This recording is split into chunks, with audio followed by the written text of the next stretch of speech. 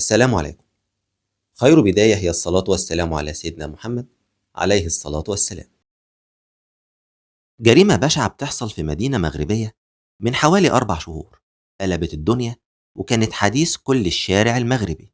الجريمة بشاعتها ومكانها وتفاصيلها، كل حاجة فيها مرعبة، والأهم إنها تودينا لنقطة مهمة جدا، وهي أهمية العلاج النفسي. أهلا بيكم في قناة نبتدي الحكاية مع علي فتحي، ويلا بينا نصلي على النبي ونبتدي الحكاية.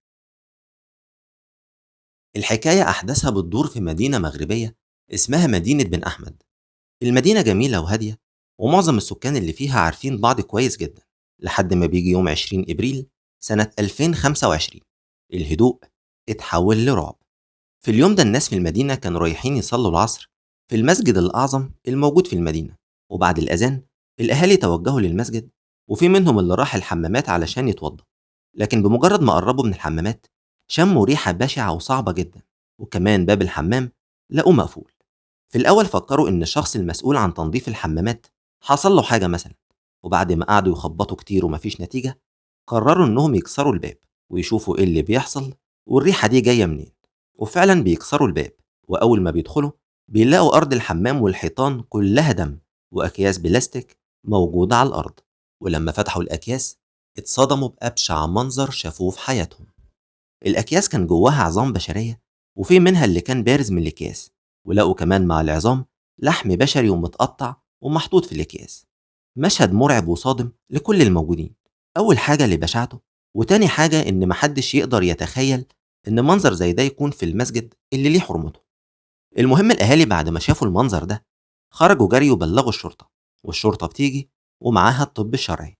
وأول ما وصلوا ما كانوش مصدقين هم كمان اللي شايفينه. الطب الشرعي لما فحص الأكياس لقى إن في عظام اللحم متشال منها بطريقة احترافية، وواضح إن القاتل مش أول مرة يعمل كده، وكان عارف كويس هو بيعمل إيه. الشرطة ساعتها استعانت بالكلاب البوليسية عشان يعرفوا في بقايا أشلاء تانية ولا لأ، وبدأوا في مسح المناطق اللي حوالين المسجد. وفعلا بعد شوية الكلاب بتلاقي بقايا بشرية تانية في حديقة قريبة من المسجد، والبقايا متقطعة بنفس الطريقة اللي لقوها في حمامات المسجد، وده معناه إن القاتل شخص واحد. بس اللي زود الطينة بلة إن الطب الشرعي لما فحص البقايا دي لقى موجود صوابع بشرية عددهم 12 صابع مش 10. ولما عملوا فحص الدي ان ايه للبقايا اللي لقوها لقوا إن في أجزاء منها متطابقة مع الأجزاء اللي لقوها في حمامات المسجد، وأجزاء تانية لأ. بمعنى إنهم كده قدام جثتين مش جثة واحدة. وبدل ما الشرطة تحاول تعرف هوية جثة واحدة، بقى قدامها إنها تعرف هوية جثتين. الشرطة هنا بدأت تراجع في سجلات المفقودين، وراحوا لأهالي المنطقة وسألوهم هل شافوا أي حاجة غريبة أو شاكين في أي حد. وفي نفس الوقت الطب الشرعي والشرطة كانوا قدروا يحددوا هوية الجثة اللي لقوها في المسجد.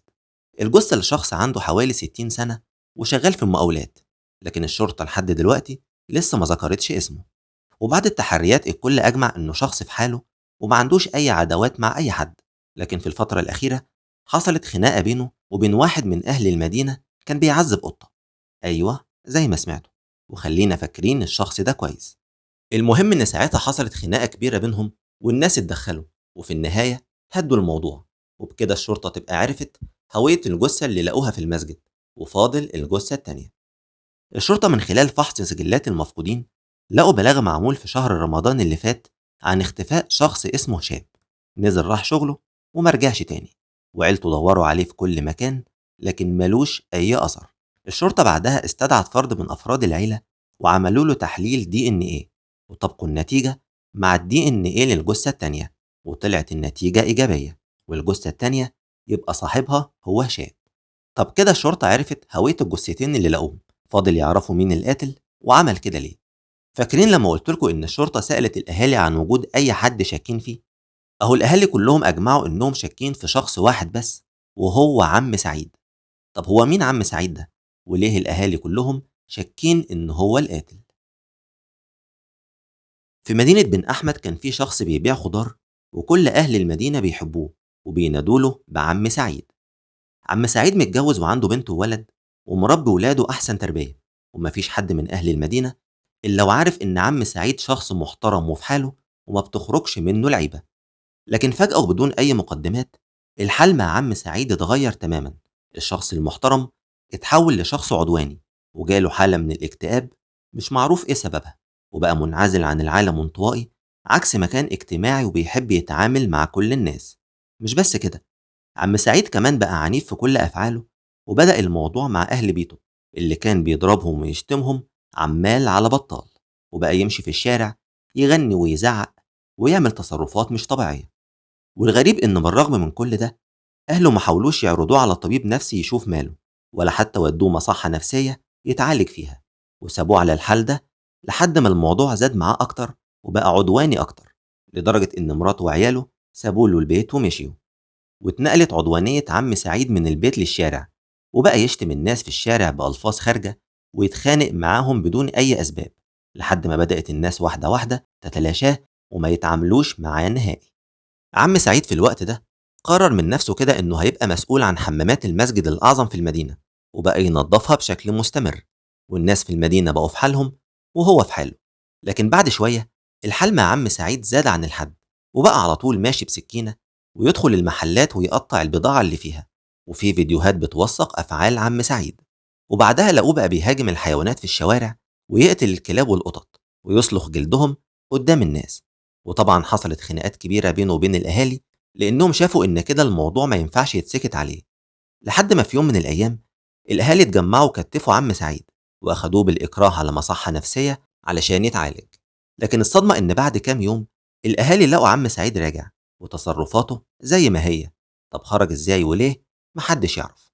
وتكرر الموضوع مرتين تلاتة، الأهالي ياخدوا عم سعيد ويودوه المصحة، وبعدها بفترة بسيطة يلاقوه راجع زي ما هو، لا اتعالج ولا أي حاجة.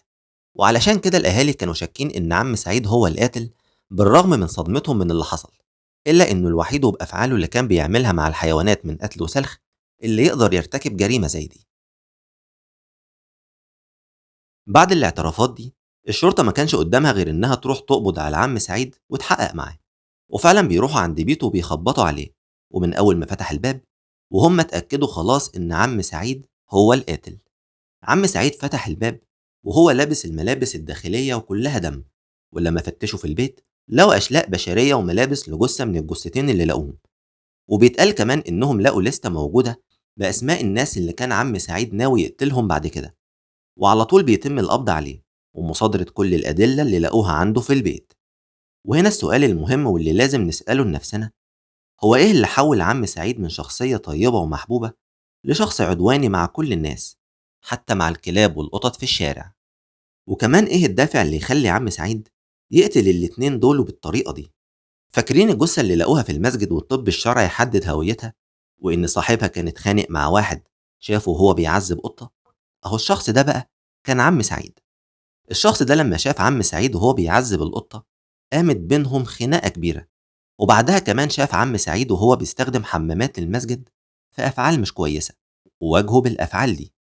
ومن يومها وعم سعيد بقى حطه في دماغه واستغل وجوده في حمام المسجد وطعنه، وبعدها قطع جثته وشف اللحم عن العظم، والباقي انتوا عارفينه.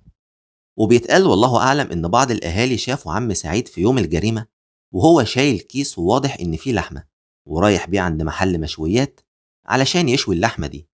وده لو صح فهيودينا لنقطة إن عم سعيد كان بياكل لحم بشري. وده بالنسبة لجثة المسجد. أما بالنسبة لهشام الجثة التانية فمش معروف هو عمل معاه كده ليه، وحتى مراته نفسها طلعت وقالت إنهم ما يعرفوش عم سعيد وعمرهم ما اتعاملوا معاه. طب يبقى عمل معاه كده ليه؟ الله أعلم.